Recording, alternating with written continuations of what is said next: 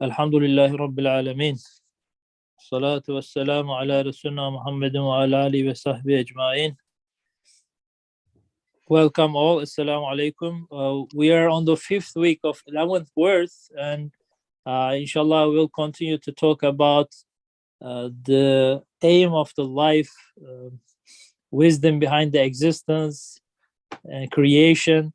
And the last part we stopped at is concerned about our relation with the Creator and our duty, summarized as salat, our namaz, our prayers. Inshallah, we'll continue from there. Again, I have Colin Abi from England and Mustafa Abi from Turkey this week that will contribute, inshallah. And inshallah, if you have chance, we can admit also some of our volunteer speakers. Before we start, any remarks, anything that we want to bring on the table from previous weeks? Any thoughts? It would be good if someone could explain what was said last week or what conclusions were drawn last week, very briefly, since I wasn't here. Okay. But no worries if it's not possible.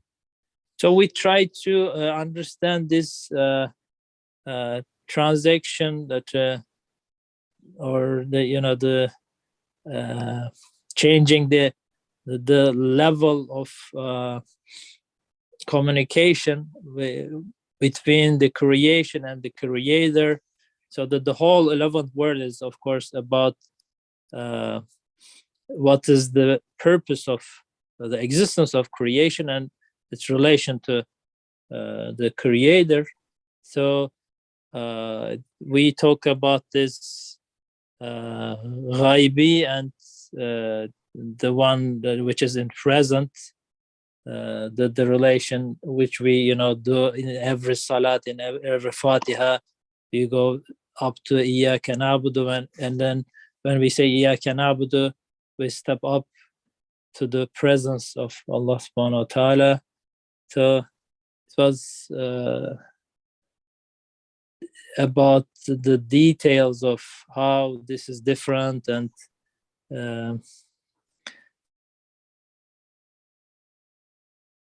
this is what I remember.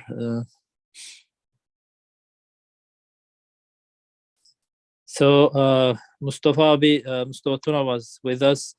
He talked about some nuances. For example, one thing he brought up was in the translation, it is both treasuries, but he said in the original text we have hazina and we have defina. So hazina is kind of his command was kind of the treasury that is let's say the Department of Treasury, the reserves of the government is kind of the known or well-known ones, and the defina is kind of you try to dig to find the defina. It is kind of hidden treasury, which is that was one point that took my attention. He brought up. I don't know if any others wants to contribute in that sense, what we remember from last week. So it is all about the treasury of Asma Husna, the name, sacred names of Allah subhanahu wa ta'ala.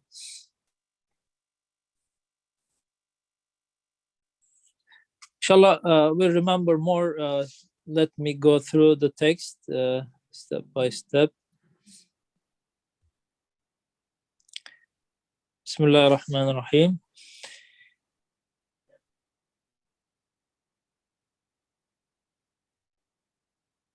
whereby in the form of a transaction in the presence of the person concerned, they responded with knowledge and wonder in the face of the all glorious creators, making himself known to conscious beings through the miracles of his art, and declared, glory be unto you, subhanallah.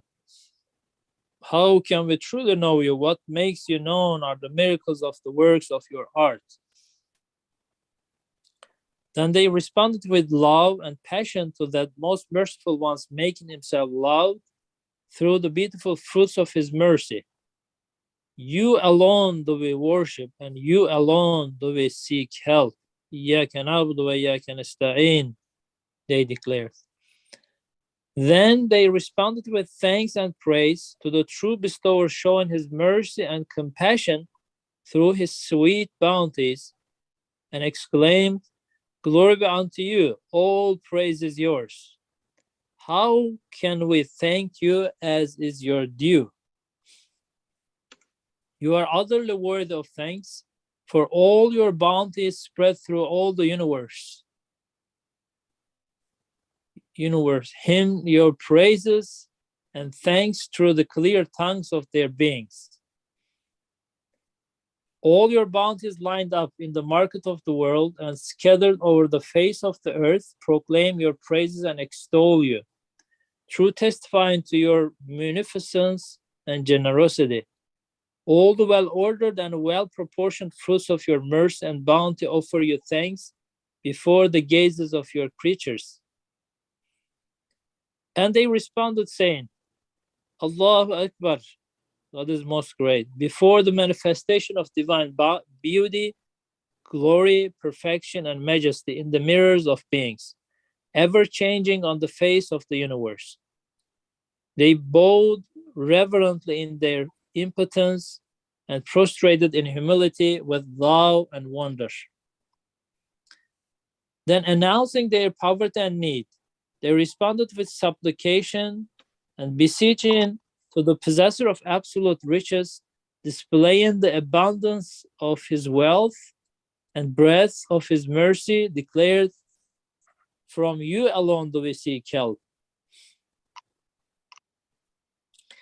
Then they responded appreciatively to all glorious makers, displaying the subtleties and wonders of his antique art in the exhibition of creatures, exclaiming, what wonders Allah has willed, observing and applauding them. They declared, how beautifully they have been made, what blessings Allah has bestowed, holding everyone witness. They said in wonder, come, look at these, hasten to the prayers and to prosperity. Hayya ala salah, hayya ala falah.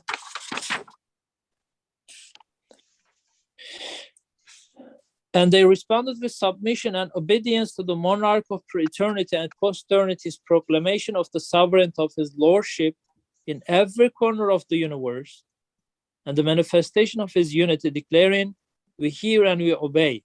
Samina wa atana, they affirmed his unity.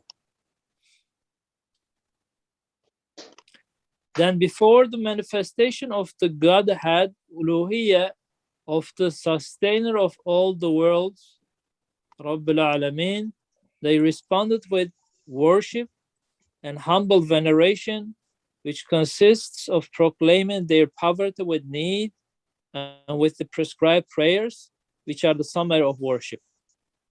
Thus, through performing their various duties of worship in the mighty mosque, known as the abode of this world, they carried out the obligations and duties of their lives and assumed the finest of forms. Ahsan taqweem. They ascended the rank above all creatures by which, through the auspiciousness of belief and assurance and the trust, they became trustworthy. They became trustworthy vicegerents of Allah on the earth. And after this field of trial and place of examination, their munificent sustainer invited them to eternal happiness in recompense for their belief and to the abode of peace in reward for their adhering to his religion of Islam. There he bestowed on them out of his mercy bounties so dazzling that no eye has seen them, nor ear heard them, nor have they occurred to the heart of man. Okay, so I want to stop here. So step by step, again, the human being came to the world, and we start observing around, and very interestingly, it's not just the physical sense. We can breathe with our lungs, and we can see with our eyes, and we can hear the voices, but every single attribute, feeling, the ability that we have is kind of matches the existence out there on the creatures. So we are concerned and related and eager to learn about everything. They are just talking to us in every sense, to our feelings. And so this human being is kind of the exact match to the universe, interestingly. Maybe we need to think about this relation. How come a single creature is kind of that much comprehensive, or that how come it is kind of in a way maybe a miniature sample of everything includes in himself. So how can we explain this? This is just one single creature, but they come sometimes try to explain it in it formed according to the environment, but it is such a complicated relation that even in spiritual sense, human being has a mirror, has a manifestation in his being, looking out to the universe. So how can we in a way explain or reflect on this relation? I want a little bit talk about this, if you don't mind. Korun hocam, you want to step in? Bismillah. Yeah, what he's doing here in talking about these two groups, this is the first group, who are the felicitous and the good, who listen to the master. This is a kind of theoretical exposition of what we are supposed to do if we submit. It outlines the submission of an individual or individuals who understand what their creator is saying to them and is responding, as you said, in a manner which fits the whole of creation. We find that everything that we are asked to do is fitri and is in line with our primordial makeup, our disposition, our creational disposition. Because there are three kinds of Sharia. There is the Sharia takwiniya, which is how the creator creates, how the creator reflects, and how that reflection is seen by those who witness it. So there is that kind of Sharia. Then there is a Shariat Fitri, which is how human beings are constituted. And human beings are constituted in a way that they are able to understand all of the names which are employed in the creation of the universe.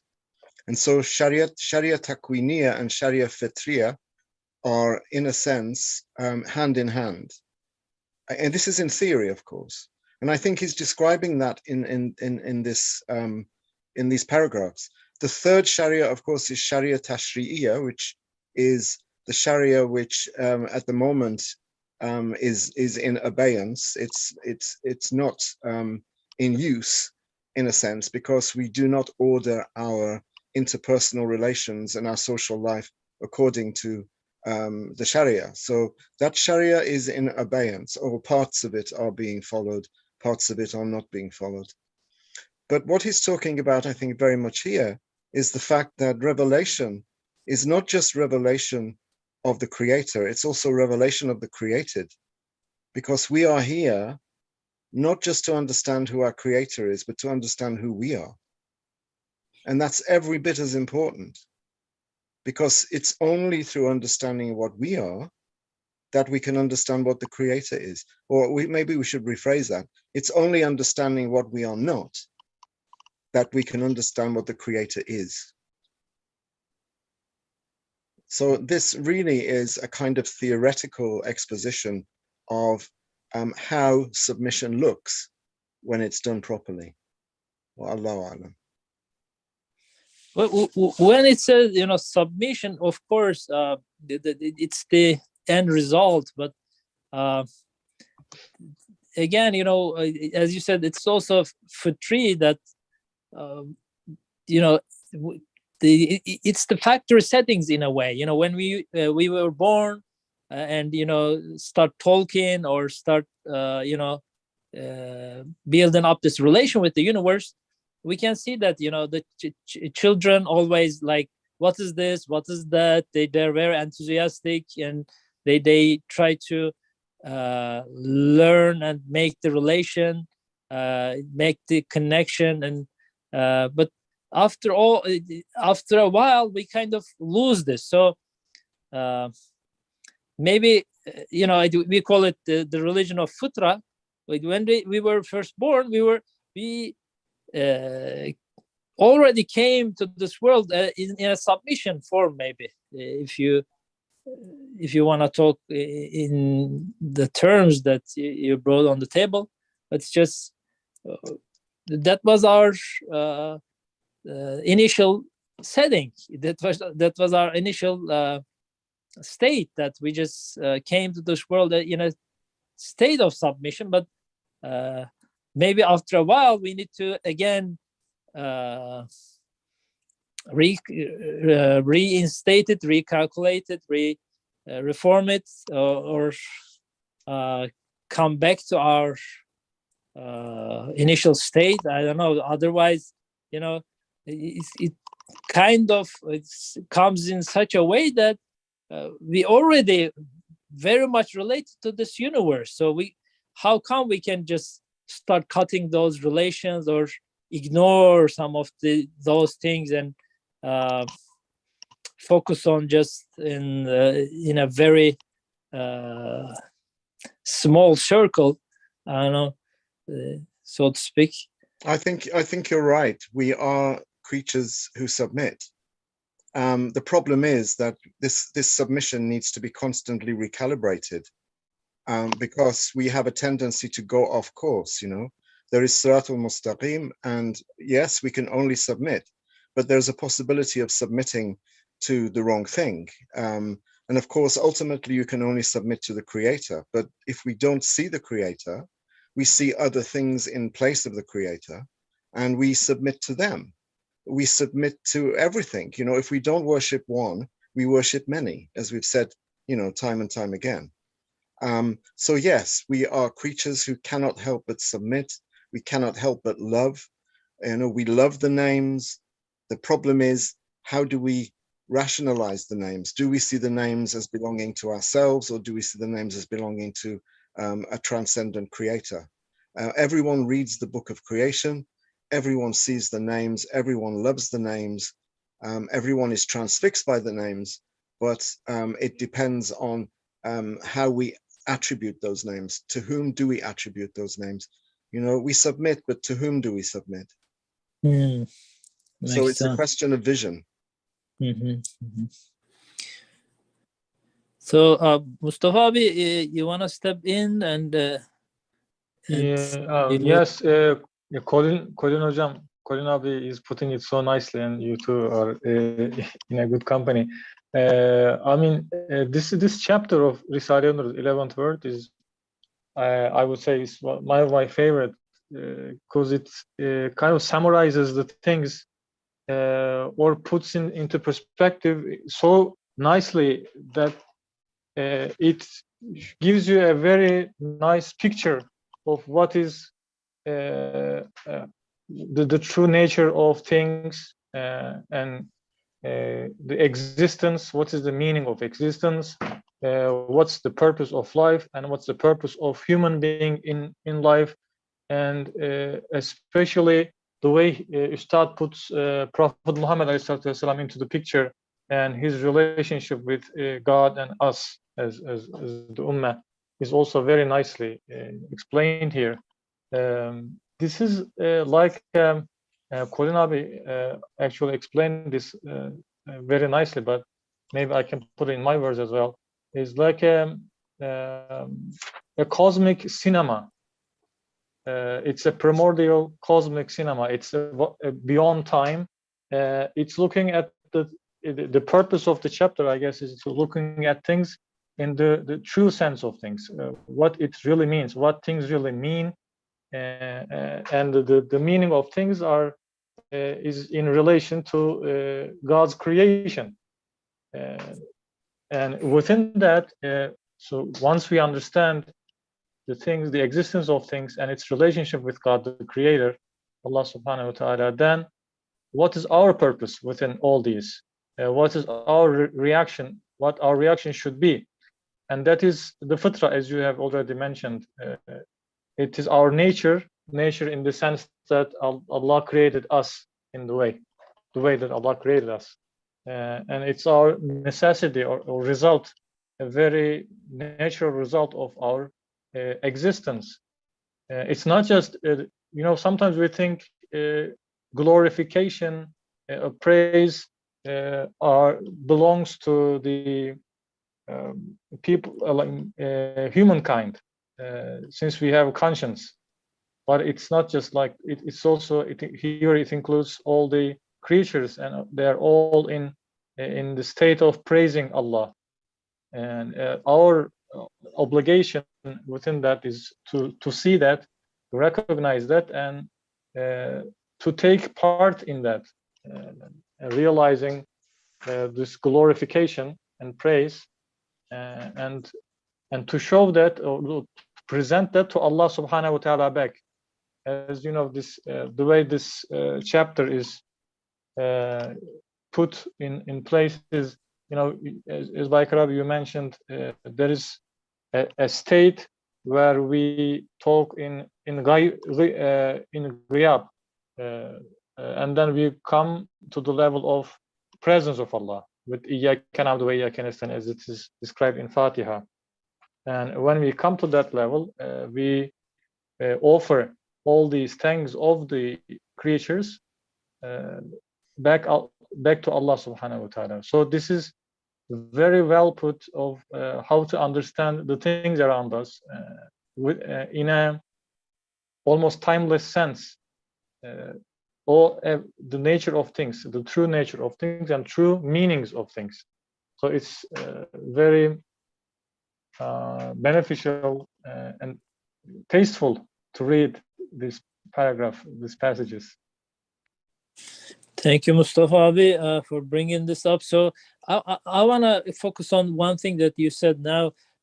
We kind of, this is our aim of creation, aim of existence. We first of all try to acknowledge the owner, the creator, and then build up this relation.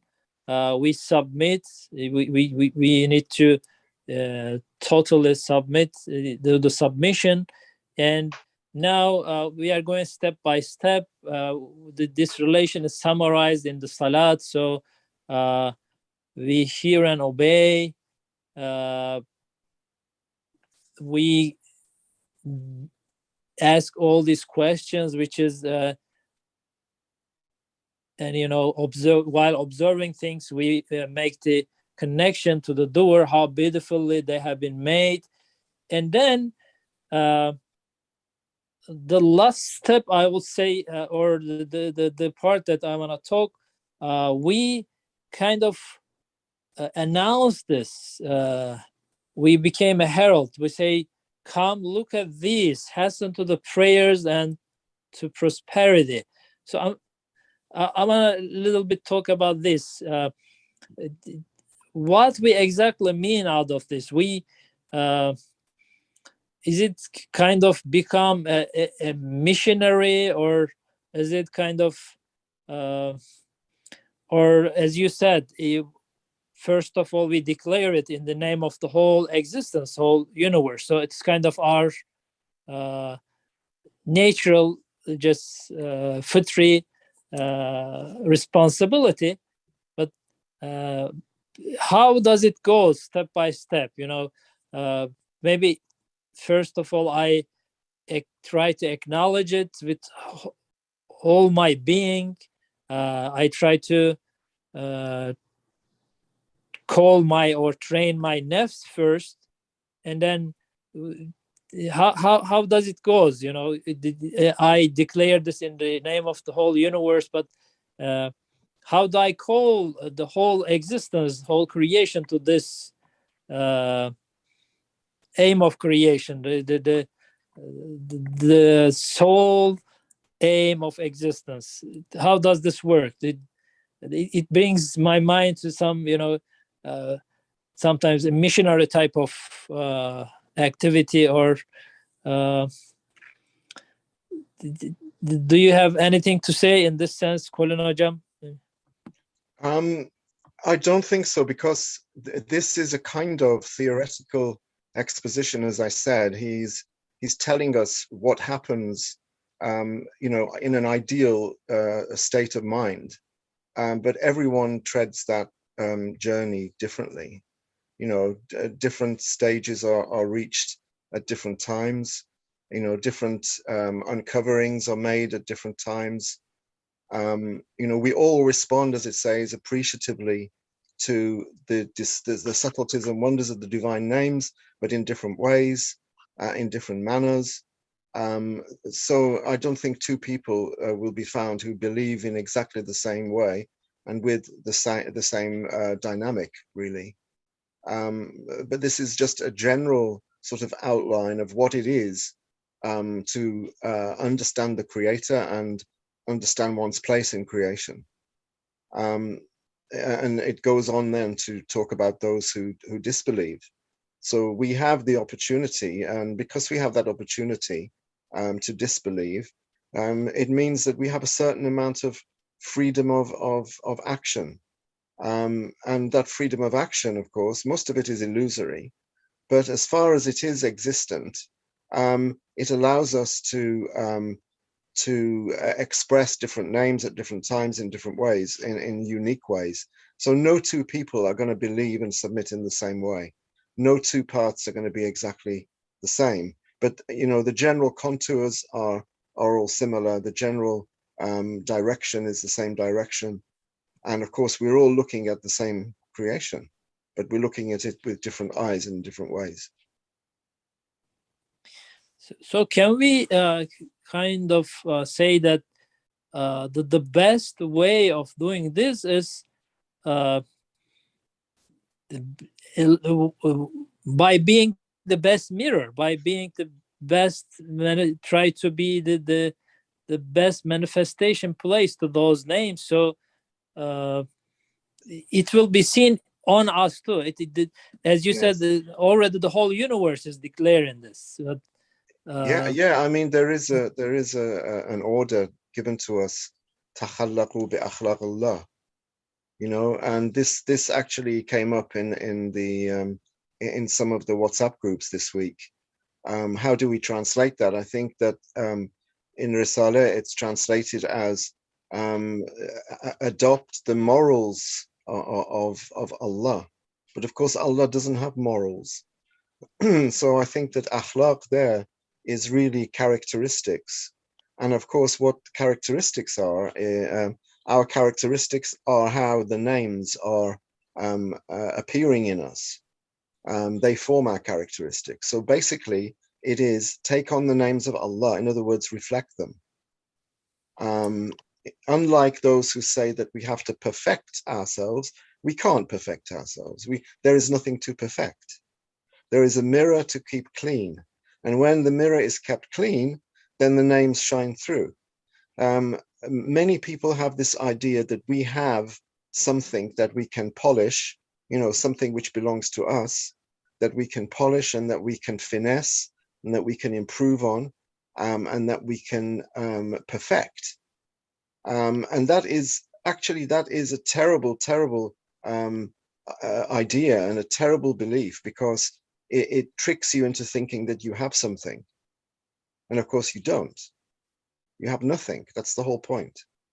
You are faqir and ajiz, even, the most perfect of all individuals is faqir and ajiz still. The point is, we have a mirror, and we can only try not to make it dirty. That's as much as we can do.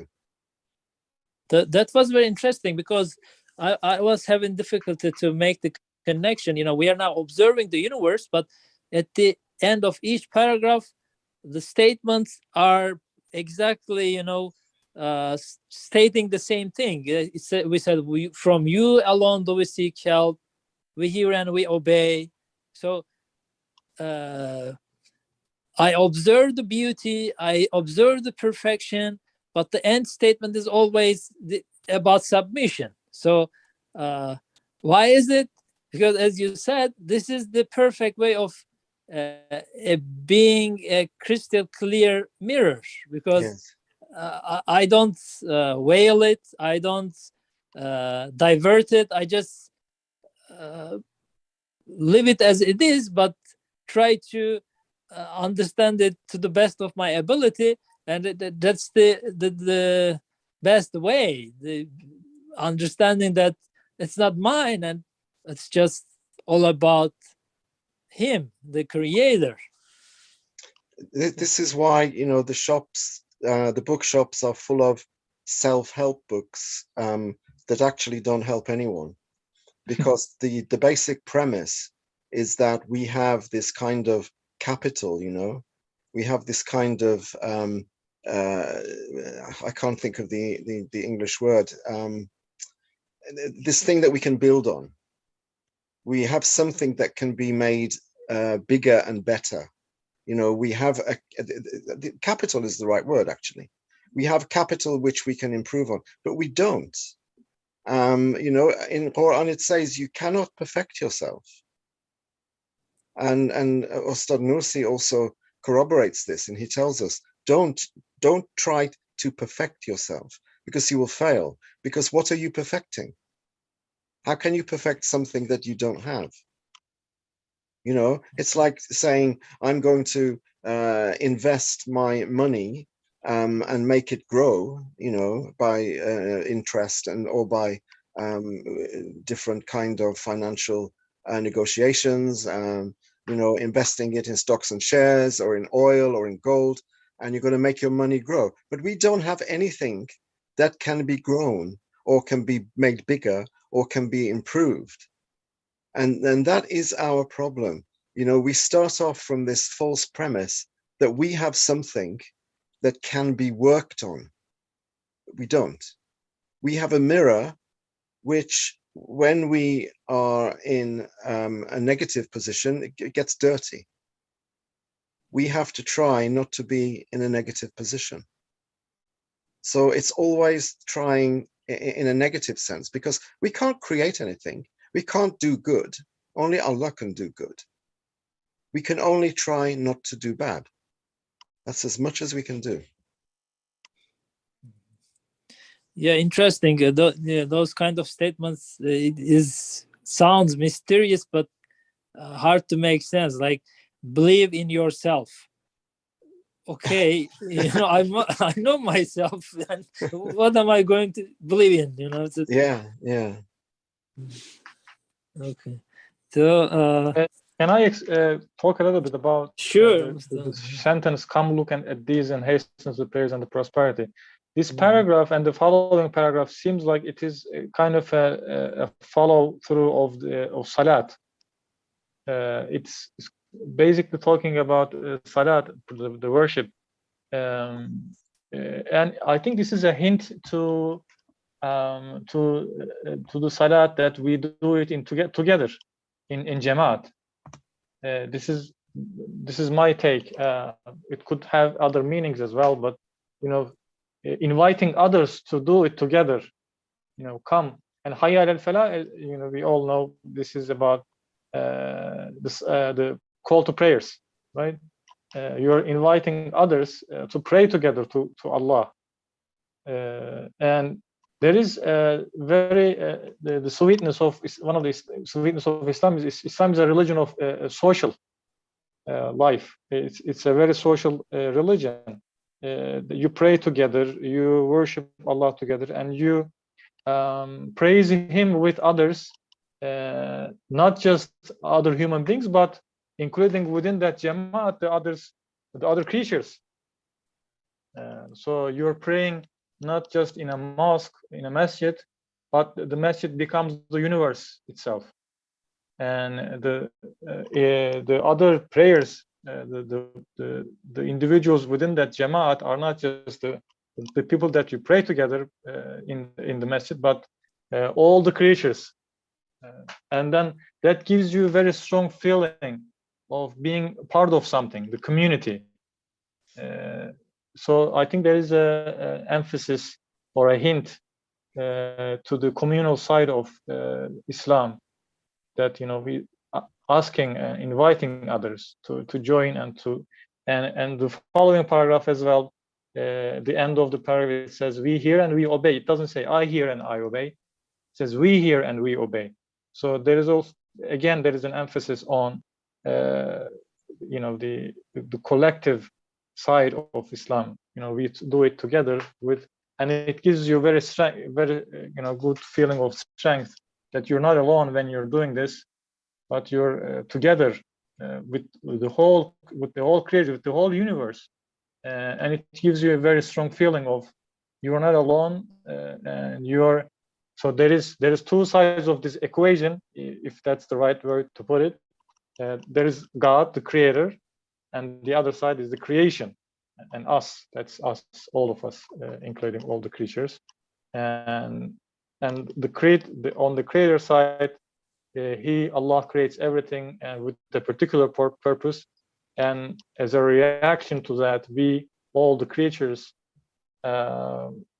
affirm our obedience to Him and try to be as best mirror to reflect His names as possible in our own ways for every individual. And the image of Kaaba at the time of Hajj, right?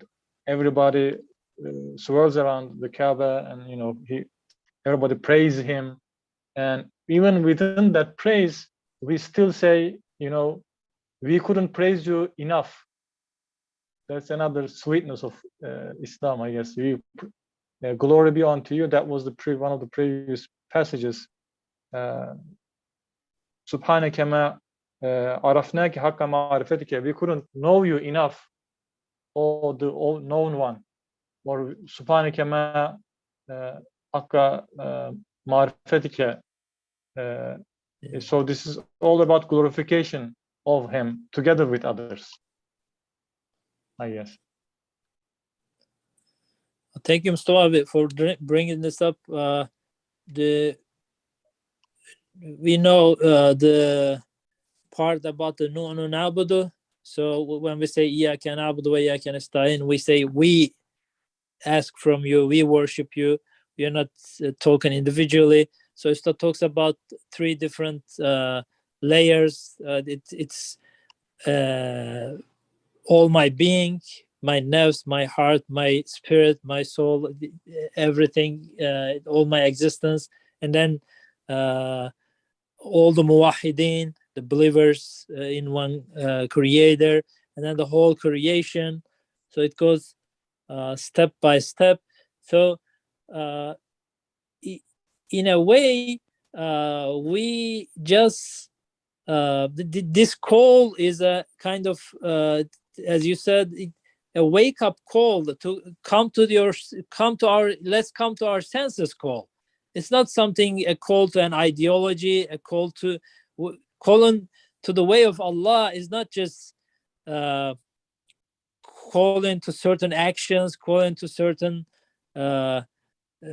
way of thinking, but it's calling back to our, to come to our senses. This is who we are, just as Colin Hocam reminded in the beginning, just know about ourselves. This is who we are. This is what the existence is. This is who the human being is. So that's not something calling to a strange thing, as something stranger to us, but it's just to come to our senses. So it should be, of course, starting from ourselves. Just this effort to know ourselves all together, and that's, as you said, only possible with community, the congregation, the communal act, because it is the way of being a perfect mirror to the names of Allah subhanahu wa ta'ala. Allah, by his infinite mercy, infinite compassion, he bestowed it on the whole creation. So it is kind of not deserved to be a mirror to the names of Allah subhanahu wa ta'ala, of course, but is assigned to be a mirror altogether to the names of Allah subhanahu wa ta'ala. And the more we acknowledge this, how the whole existence is all about this, the more we come to the conclusion. Otherwise, as Colin Hocam underlined beautifully, it's impossible that I can do it by myself. I'm just I don't have anything in that sense, no perfection, no beauty. If I'm left alone to myself, we all know, what we are capable of doing.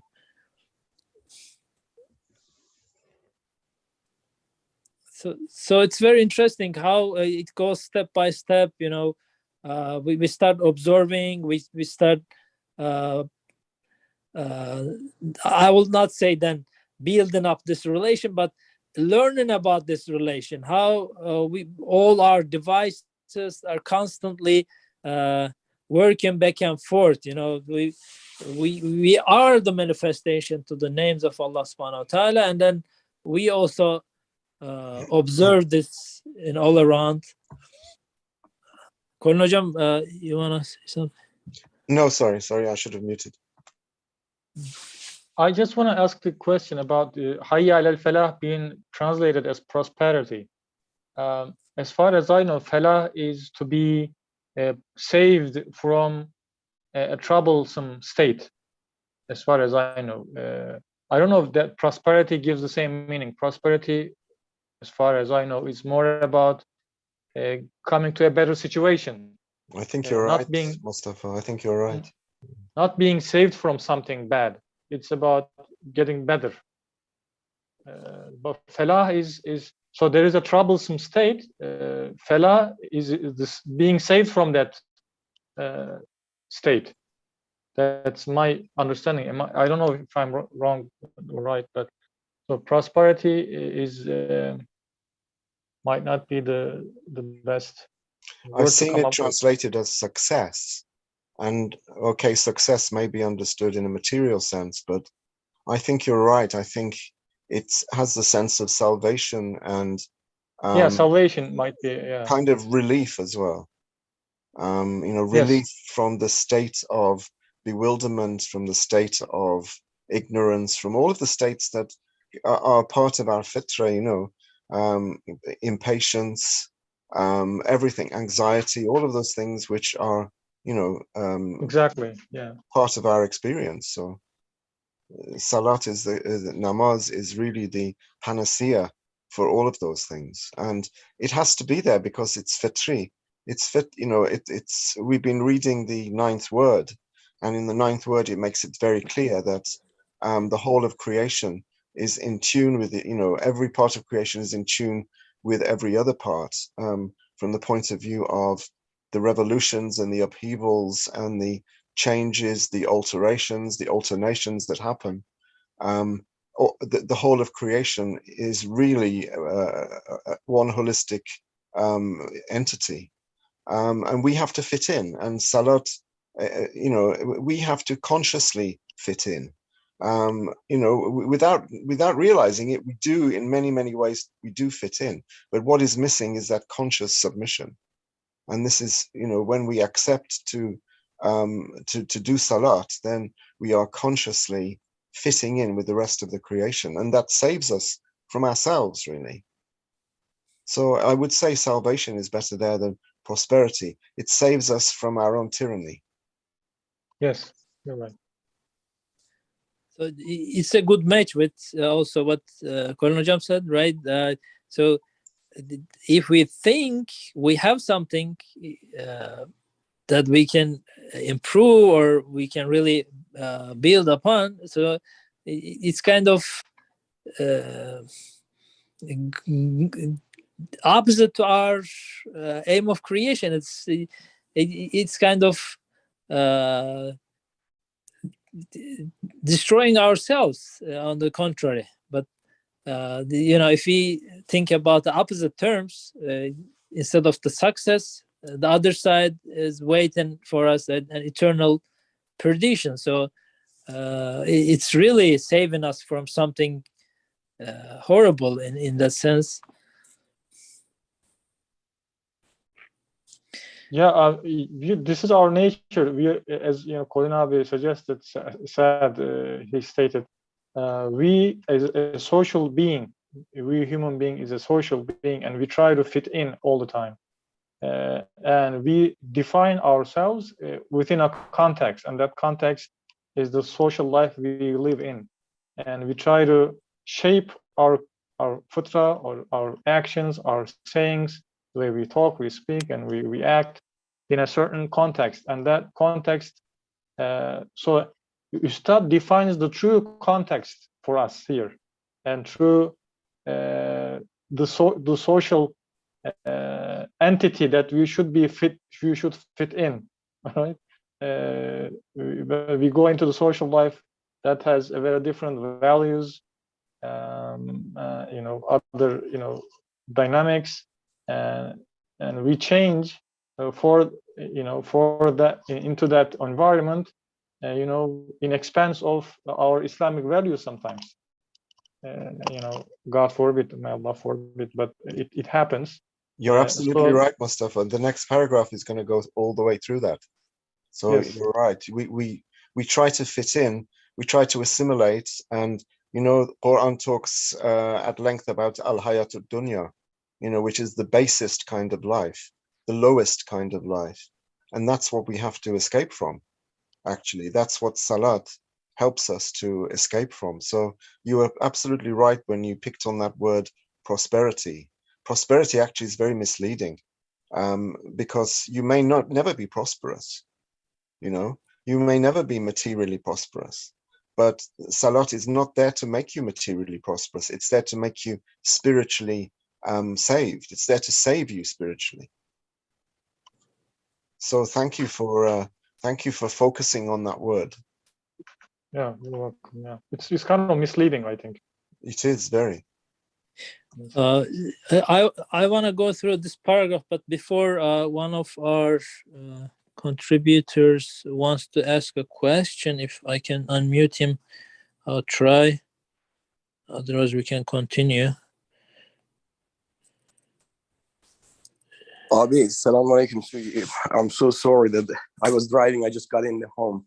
I couldn't write it, but some part of where we saw that, please correct me if I'm wrong. I mean, Ustad says that this Marifatullah, understanding of creation as well, this Marifatullah, and then looking at the reflection of the Ismail Ahiyah just took me 1 year. After that, that's what Ustad said. After that, he looked for different things as well. So I was studying and looking at it, and then in addition to like a Marifatullah, which means that all the Ismail here, and then as a mirror, myself and the whole kainat and cosmos. It is really easy to understand that. But I think that I'm looking for different things as well. And what I came up with, just correct me, or just I'm asking right now, there is some kind of like a shefkat that we have to feel it, understand it. This is something, it goes beyond Ma'rifatullah. I don't know if it is true, but I've read it a long time ago, maybe 6 months ago. It's not said, this Ma'rifatullah, reflection of Asma Ilahi, just took me 1 year. And that's why I wanted to ask this question. Sorry that it is not directly maybe related to this paragraph, but I just wanted to still ask you because it has some indirect relation as well. Assalamu alaikum. Please accept my sincere apology for this. So, thank you so much, Hikmet Abi. If brothers can relate in any ways, we can hear them, listen to them.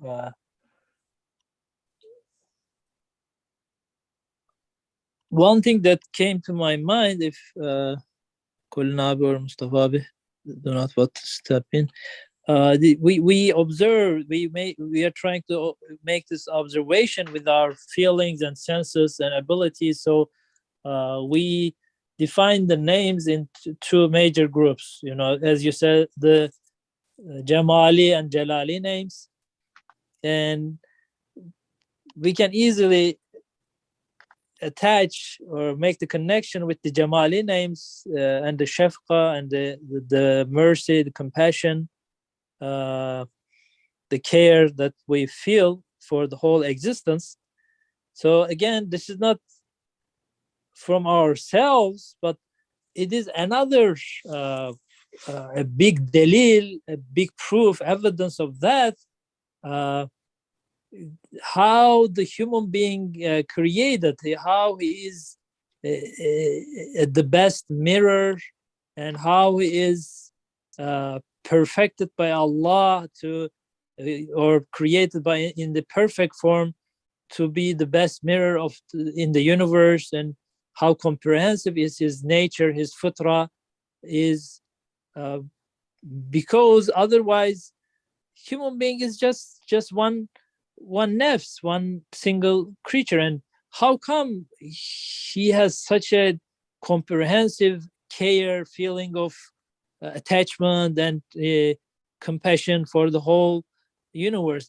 If it is not from the name of Rahman and Rahim and all the other, Jamali names, how come a single creature can come to that level of shafqa, or that level of care for the whole existence? As you know, some people says, who cares? People are just concerned and worry about their own stuff, and most of the time we just cut those links. But that's not our fitrah. We know that we can't be just by ourselves, not care about anything. Even those drying leaves on this fall, on the end of the summer, we concerned about everything, every single existence. We're just this is in our fitrah. We can't deny it. It's not only our own survival or continuation of our existence, but we are related to every single being in the universe almost. So how can we explain it otherwise, in that sense? This is the best manifestation of the Jamali names of Allah subhanahu wa ta'ala, in the sense, as I believe. I didn't really understand Brother Hikmat's question. Maybe if you understood it better than I did, Baikar, maybe you can paraphrase it. I think I understood something. He's referring to a particular chapter in Risale-i Nur. Ustad, in 24th letter, I think it's a whole different kind of topic to talk about. In 24th letter, Ustad says, he talks about the manifestation of names, the reflections of the names in the creatures, the creation, and then he says, this aim satisfied me for a long time. Then the miracles of divine power and attributes of the unicality, Shunat Rububiyyah, in the extremely swift changes and transformations within the astonishing activity in the art and creation of things became apparent. The former aim too began to appear insufficient, and then it goes on to further. I don't know if we can get into that and try to explain it, but I think what I understood is this is what he is referring to. Yeah, maybe we don't have much time about it. I was just trying to make a connection with the names, and he talked about the shafqa, the mercy that we have. But yeah, you're right. And also it's summarized in the beginning of the 20th letter, how it goes step by step. Iman billah, ma'rifatullah, and then muhabbatullah. All right, I see. Okay, because all of the names, the imprints of the names are in us. We are taught all of the names while we are in alam malakut, in alam al-dar. All of the names we can respond to them. We see them in ourselves, or they appear to be in ourselves. So I don't know about the sequence. I think the sequence is different. If we read Ena Risalasi, then we are told that we make this comparison between ourselves and between the creator. We're able to say that since we build our own house, then there must be someone who builds the creation, who builds the whole universe. Since I order my house, then there must be someone who imposes order on the universe and things like this. So we make this kind of comparison. But that's only because we find these imprints of the names in us. And that they are there for a reason. They are there so that we can actually understand the divine attributes. Ultimately, we have to give those back. In other words, we have to admit that those names really don't belong to us. We were just given this illusory ownership over the names. We had to have this ownership over the names in order to really feel that they were ours and to really appreciate them, but ultimately we have to give them back. And that is the secret of taslimiyah, is to be able to give those names back. In other words, stop any kind of expression of ownership or territoriality over these names, because it leads to our downfall if we don't. Thank you, Konan Hocam. We have a couple of minutes left. I want to go through this last paragraph once more, inshallah, to just as a summary. Then, before the manifestation of the uluhiyyah of the Rabbul Alameen, they responded with worship and humble veneration, which consists of proclaiming their poverty within need, and with these prescribed prayers, which are the summary of worship. Thus, through performing their various duties of worship in the mighty mosque known as the abode of this world, they carried out the obligations and duties of their lives and assumed the finest of forms, ahsan taqweem. They ascended to rank above all creatures by which, through the auspiciousness of belief and assurance and the trust, they became trustworthy Khalifa of Khalifatullah on the earth. And after this field of trial and place of examination, their munificent sustainer invited them to eternal happiness in recompense for their belief, and to the abode of peace in reward for their adhering to his religion of Islam. There he bestowed on them, out of his mercy, bounty so dazzling that no eye has seen them, nor ear heard them, nor have they occurred to the heart of man. And so he does bestow these on them, and he gave them eternity and everlasting life. For the desirous, mirror-bearing lovers of an eternal, abiding beauty who gaze upon it will certainly not perish. For the desirous, mirror-bearing lovers of an eternal, abiding beauty who gaze upon it will certainly not perish, but will go to eternity. The final state of the Quran students is thus: may Almighty Allah include us among them. Amin. سبحانك لا علم لنا إلا ما علمتنا إنك أنت العليم الحكيم وآخر دعوانا الحمد لله رب العالمين. الفاتحة.